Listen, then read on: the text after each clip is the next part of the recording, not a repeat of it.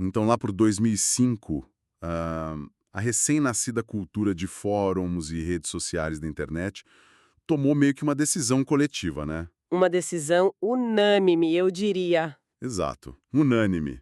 Eles decidiram que o Chuck Norris não fazia flexões, ele, tipo, empurrava a terra para baixo. Clássico. Adoro essa. Pois é. E a regra era muito clara. Debaixo da barba dele não tinha um queixo, tinha só outro punho. Nossa, essa imagem é maravilhosa. Mas é incrível como a nossa cultura pop transformou esse ator, literalmente, na definição matemática da invencibilidade, sabe? Com certeza. Só que quando a poeira baixa e a realidade se impõe, a gente descobre que o homem real que vivia debaixo desse avatar inquebrável provou ser incrivelmente humano e, olha, acima de tudo, muito vulnerável. Muito vulnerável, o abismo entre essa caricatura inabalável que o público construiu e a realidade interna, a vida dele mesmo, é fascinante. A sociedade tem essa necessidade quase primitiva de manter os heróis em caixas blindadas. Sim, a gente adora um mito, né? Exatamente, nós gostamos de arquétipos claros, aquelas figuras mitológicas modernas que resolvem problemas super complexos com uma expressão estoica, sabe, sem sangrar, sem chorar Sem enfrentar crises existenciais, e isso, sem nenhuma crise, só que a vida real não funciona assim. não funciona mesmo. E é exatamente por isso que a data de hoje, 21 de março de 2026, carrega um peso enorme para nós. Nos últimos 2 dias, as manchetes de jornais e portais do mundo inteiro foram dominadas por uma única notícia. Em 19 de março, aos 86 anos de idade, o Chuck Norris faleceu. Uma perda enorme para a cultura pop, e com essa partida, aquela caixa blindada do herói de ação foi, de certa forma, finalmente aberta para o público em geral. Sim. O que acaba revelando uma vida operando em múltiplas camadas, né?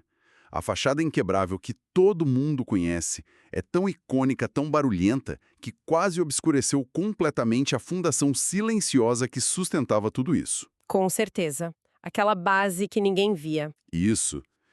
E para mergulhar nessa história, nós reunimos uma pilha de fontes primárias e secundárias riquíssimas para a nossa imersão de hoje. Analisamos desde obituários extensos e despachos super detalhados da Associated Press, até arquivos profundos de entrevistas confessionais concedidas à rede CBN, e também publicações da Decision Magazine. Fontes excelentes, por sinal. O nível de detalhe é absurdo. Foi um mergulho em tanto. A missão da nossa análise hoje é bem direta. Vamos desempacotar a vida do Chuck Norris, para quem nos acompanha. Queremos de verdade separar a lenda da internet do homem real, aquele de carne, osso e falhas. E a grande chave dessa nossa missão, eu diria, não é tentar destruir o mito de jeito nenhum, mas entender a mecânica e a engrenagem por trás dele. O arco narrativo é impressionante. Muito impressionante. Nós precisamos investigar como um jovem de origem extremamente humilde se transforma num ícone global, sobrevive a uma fama avassaladora, abraça uma versão caricata de si mesmo na era digital e, no fim das contas, deixa um legado que tem muito mais a ver com redenção espiritual do que com golpes de karatê. Sim, é uma virada de chave gigantesca. Então, vamos voltar a fita um pouco. O primeiro passo é tirar da mente aquela imagem do astro de cinema com a jaqueta de couro, o distintivo de policial e a barba inconfundível. Esquece o astro por um momento. Isso, esquece tudo isso. Porque muito antes de qualquer estúdio de Hollywood saber quem ele era, existia apenas um jovem chamado Carlos Ray Norris. É um começo muito, mas muito distante do brilho dos holofotes. Distante e, honestamente, muito improvável. A base de tudo que o mundo viria a aplaudir décadas depois foi forjada num ambiente de total anonimato, frio e de uma rigidez extrema. O Carlos Ray Norris se alistou na Força Aérea dos Estados Unidos e foi enviado para uma base militar lá na Coreia. Um ambiente super hostil, né? Totalmente. E o roteiro da vida dele mudou de direção de forma irreversível nesse exato ponto geográfico. Porque foi lá, no continente asiático, que ele teve o seu primeiro e transformador contato com as artes marciais. E aqui a gente precisa aprofundar o que isso significa para quem está ouvindo. Porque, tipo, muita gente entra nas Forças Armadas e aprende o básico de combate corpo a corpo. É esperado, faz parte do treinamento. Sim, defesa pessoal básica. Exato. Mas os registros da Associated Press não mostram um militar que praticava golpes nos fins de semana só para passar o tempo. Ele mergulhou nisso de uma forma obsessiva mesmo. Ele se tornou nada menos que um hexacampeão mundial invicto de karatê. Isso é surreal. Hexacampeão invicto. Invicto. Pense no peso dessa estatística. 6 vezes campeão do mundo, enfrentando os melhores lutadores da época, sem perder uma única vez. E a ambição dele não parou por aí. Como se não bastasse dominar os estilos que já existiam, ele pegou tudo isso e fundou um sistema marcial inteiramente novo. O Shunkook-do, né? Isso, o Shunkook-do. E para nossa audiência conseguir visualizar o impacto disso na mente dele, eu gosto de usar uma analogia mais tecnológica. Adoro suas analogias. Manda ver. É tipo assim, aprender e dominar artes marciais na Coreia não foi só um treinamento físico para dar chutes mais fortes. Foi literalmente como instalar um novo sistema operacional de extrema disciplina na mente daquele jovem. Ele reformatou o próprio cérebro para operar sob regras de repetição e resistência absolutas. Nossa, essa instalação de um novo sistema operacional explica perfeitamente o porquê de tudo que aconteceu depois. Porque quando analisamos a trajetória de pessoas que alcançam a fama instantânea, a regra geral é o desmoronamento psicológico. A pessoa não aguenta a pressão. Sim, a gente vê isso o tempo todo em Hollywood. A pessoa quebra. Exatamente. Quebra muito rápido.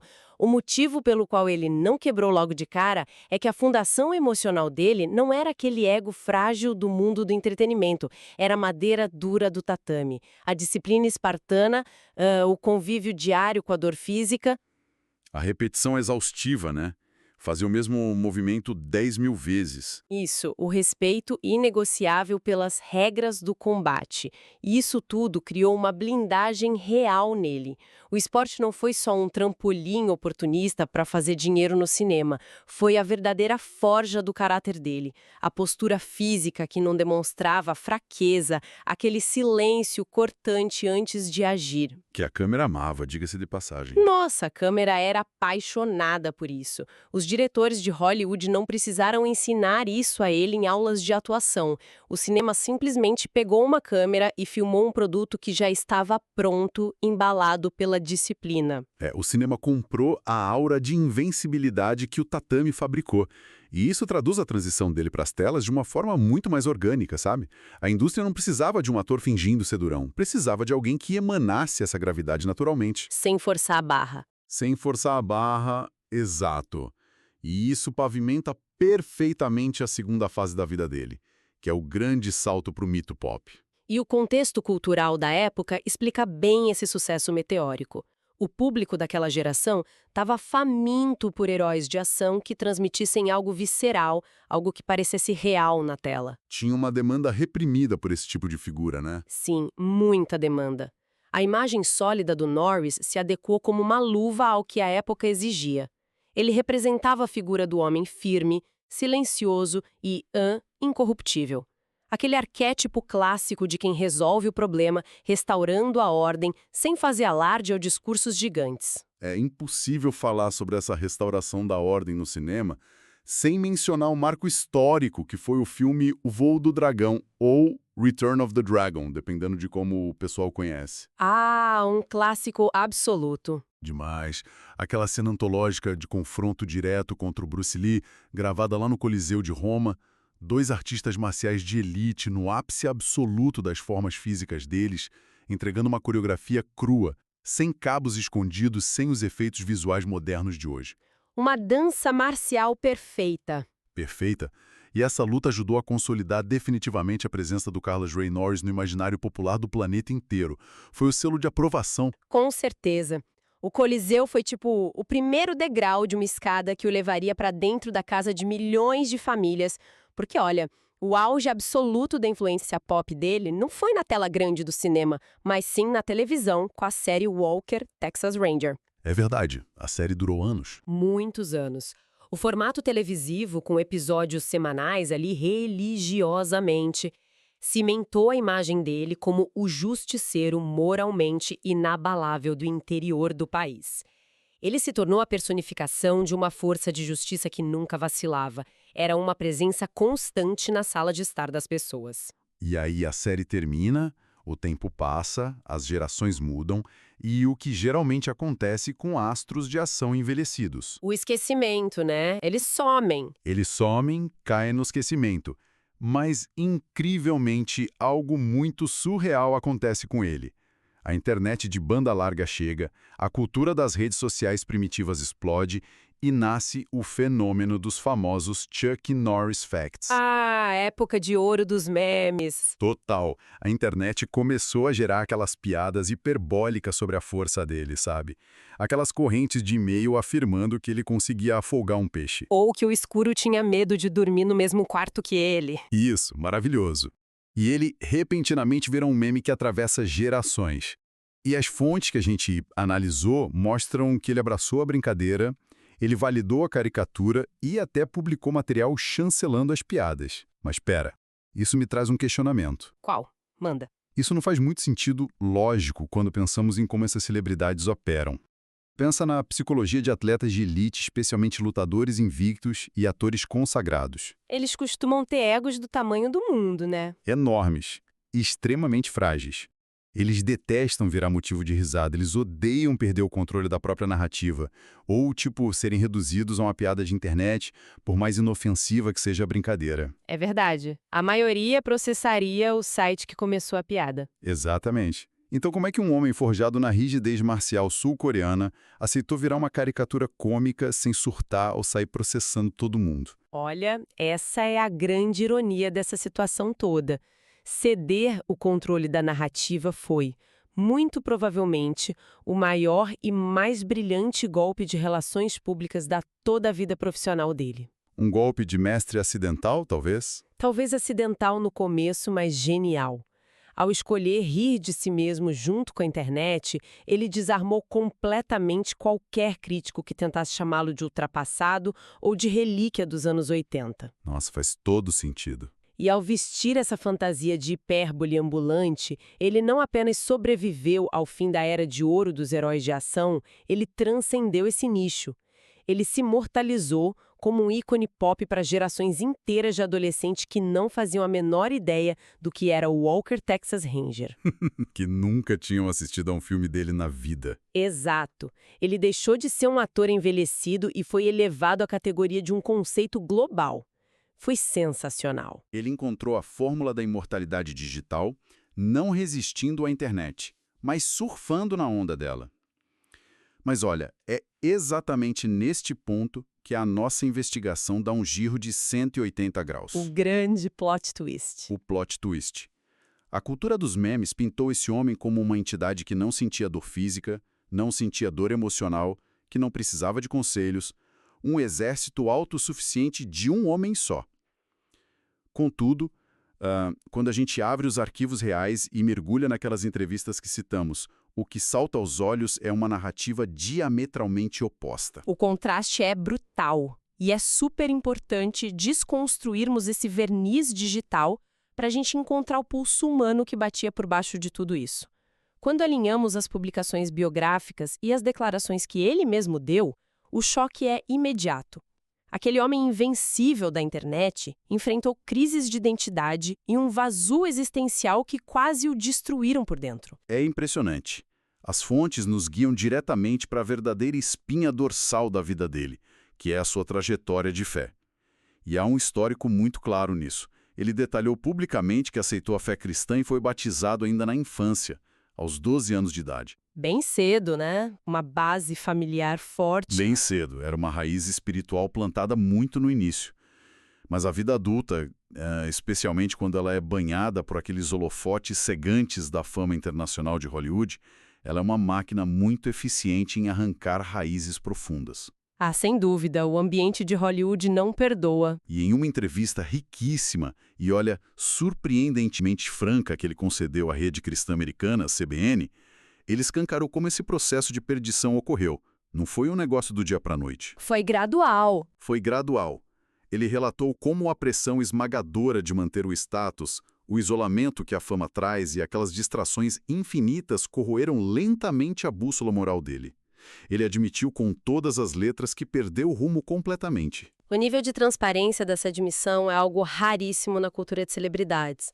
O custo psicológico de ter milhões de pessoas projetando em você, tipo, a imagem de sucesso absoluto, enquanto por dentro você está lidando com a corrosão dos próprios princípios, é enlouquecedor. A equipe de gestão de imagem dele devia arrancar os cabelos com isso. Certamente preferiria que essas crises fossem varridas para debaixo do tapete. Ninguém quer ver o herói chorar. Mas a escolha pela confissão pública demonstra um desejo genuíno de se reconectar com a verdade, por mais desconfortável que ela fosse na época. E, lendo as transcrições dessa fase da vida dele, há uma cena poética e ao mesmo tempo um pouco chocante. Ver o arquétipo máximo da força masculina, aquele cara que o mundo inteiro jurava que resolvia os problemas com um chute giratório, sentado diante das câmeras, confessando estar quebrado. Confessando estar vazio e precisando desesperadamente de resgate. É uma vulnerabilidade cortante. Sim, as artes marciais não tinham um golpe para derrotar esses demônios internos. E as fontes biográficas, especialmente os registros lá da Decision Magazine, uma publicação associada ao mega evangelista Billy Graham, detalham como ocorreu o grande ponto de virada. O momento do retorno. O momento do retorno. Foi justamente durante uma daquelas enormes cruzadas evangelísticas de estádio, organizadas pelo Graham, que o Norris, já ali na fase adulta, tomou a decisão de retornar de forma ativa à sua fé cristã. Ele refez aquele caminho de volta para casa. E o mecanismo desse retorno é o que dá substância ao legado real dele, para quem analisa a fundo. O testemunho que ele passou a compartilhar a partir dali não seguia o roteiro da superioridade moral. Ele não estava ali para apontar o dedo. De jeito nenhum. Ele não usava o microfone para dizer ao mundo o quanto ele era perfeito, ou iluminado, ou inatingível. A mensagem era totalmente focada na vulnerabilidade. Era o relato de alguém que experimentou o ápice do que a fama e o dinheiro podem oferecer na Terra e descobriu que essas coisas são totalmente incapazes de preencher o vazio da condição humana. Fica faltando algo. Fica. A narrativa pública dele se transformou na história de uma necessidade diária de perdão, sabe? De redirecionamento constante. Isso humaniza a figura do herói de uma forma belíssima. Com base em tudo isso que a gente levantou, surge uma dúvida central, pelo menos para mim. Manda. Depois de cair nas armadilhas de Hollywood, bater no fundo do poço e retornar aos seus princípios, como ele conseguiu se manter firme? Porque a fama dele não diminuiu. Pelo contrário, ela aumentou vertiginosamente com a televisão e depois com a internet. É uma ótima pergunta. Como não cair no mesmo buraco de novo? Pois é, e a resposta para essa estabilidade não foi encontrada em estúdios de gravação modernos ou em consultórios de terapeutas de elite na Califórnia. O refúgio que sustentou Chuck Norris estava escondido no lugar mais comum possível, dentro da própria casa dele. E as fontes apontam um pilar fundamental nessa estrutura. E que pilar, viu?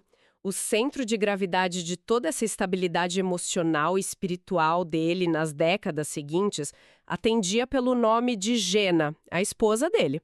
Nos relatos que ele mesmo fornecia, o mérito dessa âncora que o impedia de ser levado de novo pela correnteza da fama era atribuído à rotina que ela estabeleceu no ambiente familiar. Todo santo dia. Todo santo dia. E o contraste que essa cena cria para nós é absurdo, mas também maravilhoso.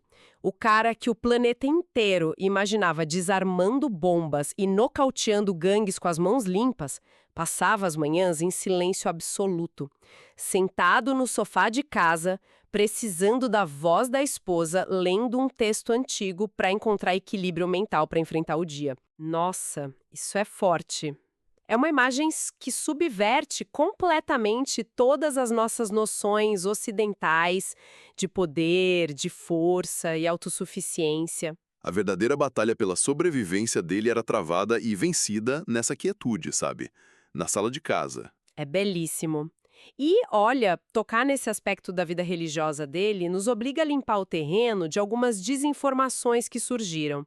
Com o falecimento recente dele, espalhou-se muito rapidamente pelas redes sociais a história de que ele teria abandonado o entretenimento de vez para se tornar pastor. Ah, sim, que ele comandava a própria igreja nos últimos anos. As correntes de mensagens espalharam isso como uma verdade absoluta nessas últimas 48 horas, que nos acompanha deve ter visto. Sim, todo mundo viu isso no feed.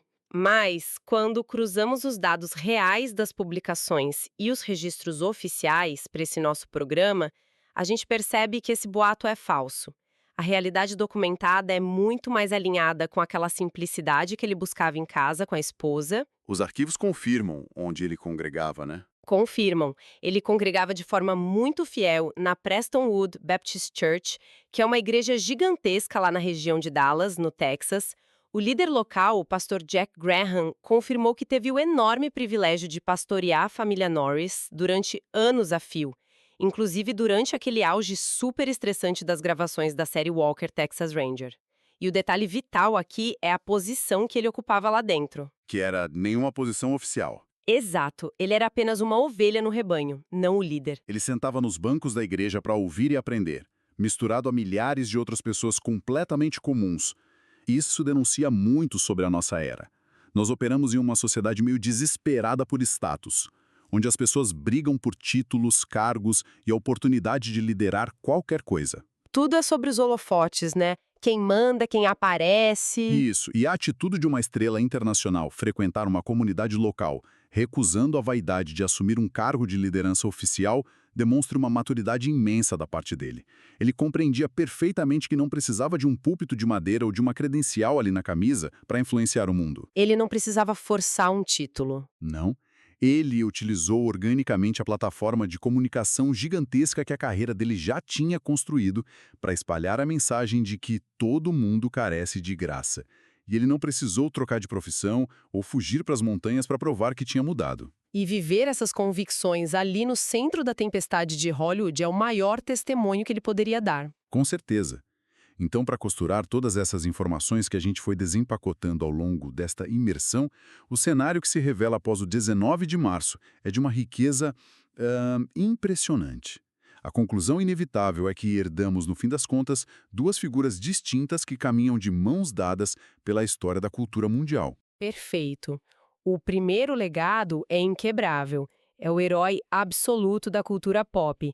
Aquele ícone digital que vai continuar gerando sorrisos em fóruns de internet e redes sociais por décadas e décadas, a caricatura inabalável que sobreviveu ao seu próprio criador. O mito vai continuar vivo, intacto. Intacto. Mas o segundo legado, que é o epicentro de tudo que ele realmente valorizava no fim da vida, é o do homem de carne e osso. Aquele homem que falhou gravemente, que sentiu o peso colossal das próprias escolhas, mas que experimentou uma jornada profunda de restauração espiritual e familiar.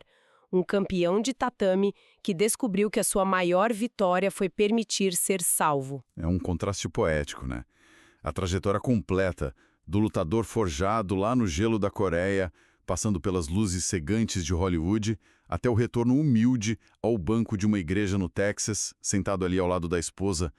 É um roteiro melhor do que qualquer filme que ele tenha protagonizado. Dá um filme muito melhor, sem dúvida. E antes de finalizarmos o nosso programa de hoje, uma provocação silenciosa ficou ecoando na minha cabeça durante a análise dessas agências de notícias e dessas biografias todas.